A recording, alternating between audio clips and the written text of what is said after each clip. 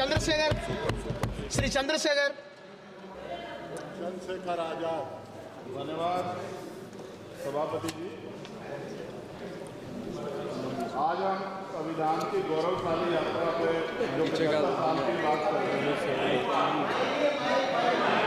ये क्या काम है मेरा? माइक। धन्यवाद सभापति जी।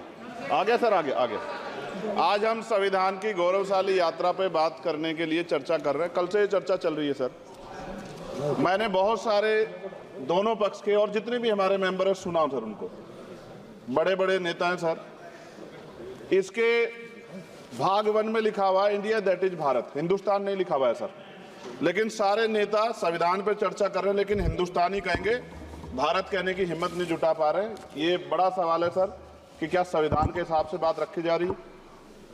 मैं धन्यवाद दूंगा फूले साहू बाबा साहब अम्बेडकर को और मेरे नेता मान्यवर साहब श्री काशीराम को।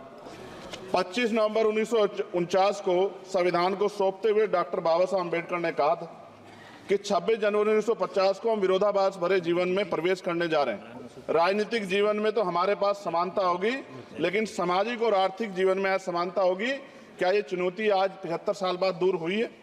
भारत ने 26 जनवरी 1950 को संविधान लागू होने के साथ खुद को एक संप्रभु लोकतांत्रिक और गणतांत्रिक राज्य होने का ऐलान किया। लेकिन सर उस समय संविधान की स्थिति ये थी कि जैसे गांव का कोई आदमी, मैं 50 की बात कर रहा हूं, वो 50 साल पहले शहर में आ जाता और बड़े लोगों की महफिल में चला जाता, उस जहां वो खाना खा रहे हो, और वो टेबल पे नैपकिन को खा के जो है ये कहता कि ये तो फीका, क्योंकि वो जानता नहीं था, वो समझता नहीं था संविधान को, संविधान है क्या। संविधान उसके लिए महज दस्तावेज था। ये जिम्मेदारी थी राजनीतिक दलों पे कि वो संविधान को व्यवहार में लेके आते। और इसके इतने सारे आर्टिकल हैं, अगर इनको व्यवहार में लाया जाता तो मुझे लगता कि आज देश बहुत बदल गया होता।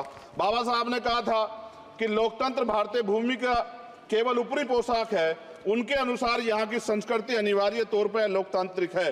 भारत जैसे गरीब और गैर बराबरी वाले देश में संविधान के जरिए छुआछूत खत्म करना, वंचितों के लिए सकारात्मक उपाय करना, सभी वयस्कों के लिए मतदान का अधिकार देना और सबके लिए सम्मान अधिकार तय करना, ये बहुत बड़ी उपलब्धि थी सर।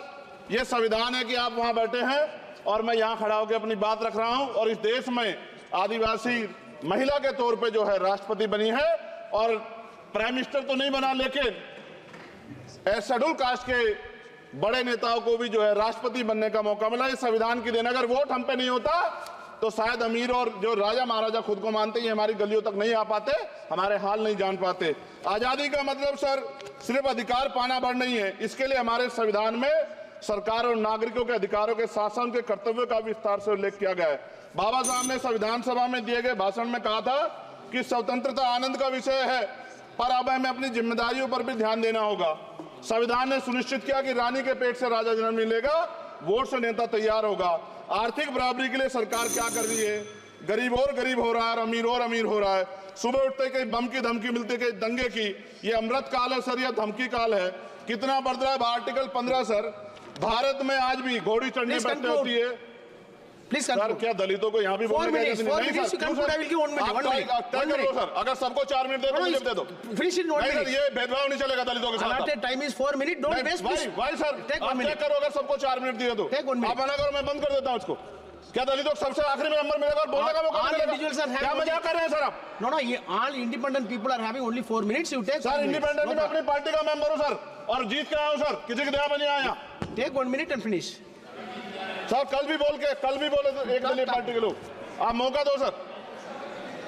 मूछे रखने पर हत्या होती है, महिलाओं पे, छोटे मासूम बच्चों पर रेप हिंसा होती है। एनसीआरबी का डाटा देकर डर लगेगा। यही 1 किलोमीटर में संविधान को जला गया, और महाराष्ट्र के परभनी में अभी भी संविधान को नष्ट किया गया, उसकी कॉपी को। आर्टिकल 25-26 में संविधान में सभी को धार्मिक आजादी। कहाँ है दलितों की, मुसलमानों की, जैनों की, बौद्धों की, ईसाइयों की? छत्तीसगढ़ में सतनामी समाज को संविधान की अपनी धार्मिक आजादी के आधार पर जो है उनको अपमानित करके जेल में बंद कर दिया। संभल, अजमेर, अयोध्या सब इसका उदाहरण है। ये सरकार आलोचना डरती है। कितने लोग जेल में बंद है? मिरान हैदर, खालिद सैफी, उमर खालिद खान, सिफा खान, गुलफ्शा फातिमा और आजम खान साहब राजनीतिक विरोध में बंद है।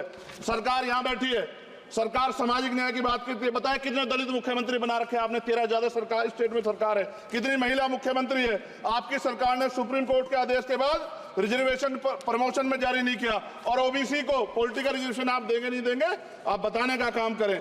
मैं 75 साल की गौरव यात्रा में हम एक सभ्य समाज नहीं बना पाए, इसलिए जाति आधार पर SC ST OBC के बच्चों को प्राइमरी स्कूल से लेकर उच्च संस्थानों में भेदभाव किया जाता है। सरकार निरंकुश हो गई, कोई बुलडोजर से कार्रवाई करता है। कल मंत्री जी ने कहा हमने राष्ट्रीय पिछड़ा वर्ग आयोग बनाया, 69 शिक्षक भर्ती में उसकी सिफारिशों को नहीं माना। EWS के जरिए आपने संविधान पे आरक्षण के प्रावधान पे हमला किया। 1 मिनट में खत्म कर रहा हूं सर। संविधान सर, न्यायपालिका में आर्टिकल 124 ये कहता है सर, ये अधिकार जो है, Sanjay sir ji please conclude sir 1 minute में प्लीज संविधान में न्यायाधीशों की नियुक्ति का अधिकार राष्ट्रपति के द्वारा होना चाहिए, अभी तक नहीं हो रही है। All India judicial service commission कब बनेगा? क्या चंद परिवार ही सर जज बन सकते हैं? और आज हम सर, मैं सरकार से सवाल पूछना चाहता हूं सर, सेवाओं में SC ST OBC वर्ग का कितना प्रतिनिधित्व है?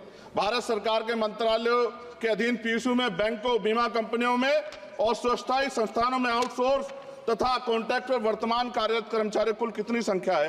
आउटसोर्स और कॉन्ट्रैक्ट में कार्यबल SC ST OBC कितना प्रतिशत है? निजी क्षेत्रों में कार्यरत कर्मचारी, उनके SC ST OBC की वर्ग लाभ। सर खत्म कर, लास्ट पॉइंट सर, मैं फिर स्पष्ट तौर पर कह रहा हूं सर, यहां बैठे SC और OBC के मेंबर से कह रहा हूं सर, उनको सामाजिक जिम्मेदारी का ध्यान भी रखना चाहिए। पार्टी के प्रति वफादारी के साथ साथ अपने वर्गों के प्रति ईमानदारी भी रखनी चाहिए। ईमानदारी नहीं होगी तो उन वर्गों का भला नहीं हो सकता, और हमें बहुत सरकारों से उम्मीद नहीं है। बहुत बहुत धन्यवाद।